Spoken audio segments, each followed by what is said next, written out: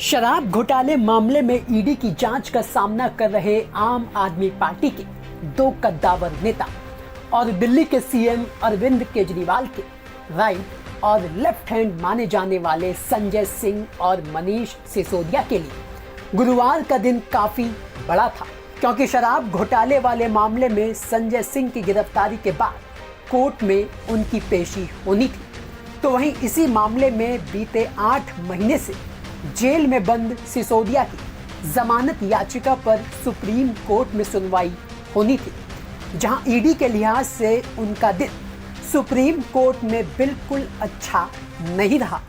सिसोदिया की मामले की सुनवाई कर रहे जस्टिस संजीव खन्ना ने ईडी को जमकर फटकार लगाई। एक के बाद एक सवालों की ऐसी बौछार की जिसका सीधे सीधे ईडी से जवाब देते ना बना।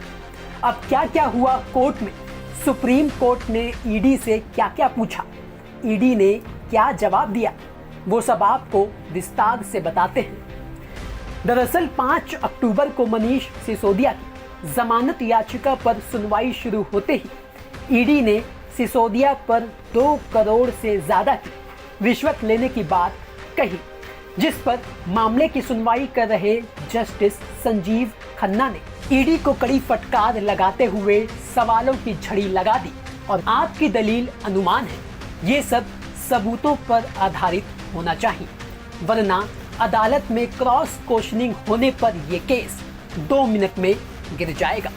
मनी ट्रेल में सिसोदिया का रोल ही नहीं तो मनी लॉन्ड्रिंग में आरोपी कैसे और क्यों?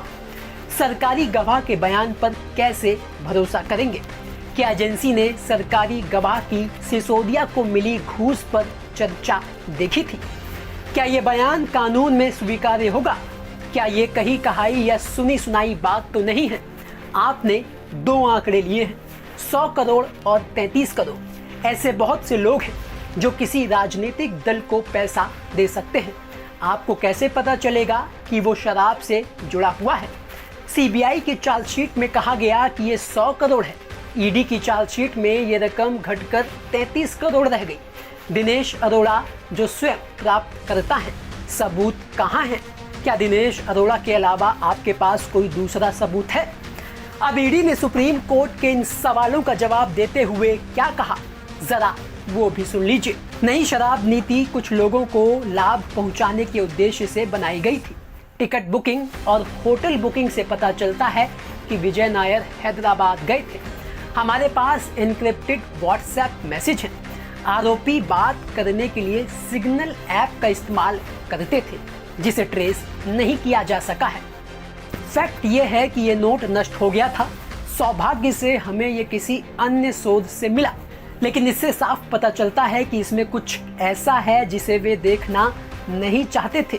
एक तरफ वो नीति बदलना चाहते थे, साथ ही विजय नायर कारोबारियों से मिल रहा था, रिश्वत ले रहा था, जिसके लिए विजय नायर को सीएम बंगले के बगल वाला बंगला दिया गया था। वो सीएम कार्यालय से काम करता रहा।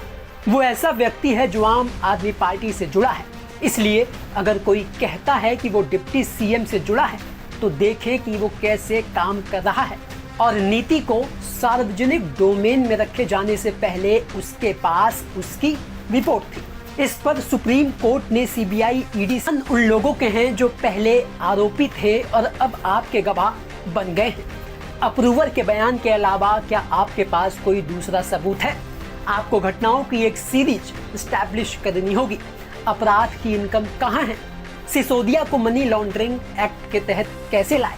उसके पास पैसा नहीं जा रहा। कोर्ट ने जांच पर भी सवाल उठाए और पूछा, क्या आपके पास ये दिखाने के लिए कोई डेटा है कि पॉलिसी कॉपी की गई थी?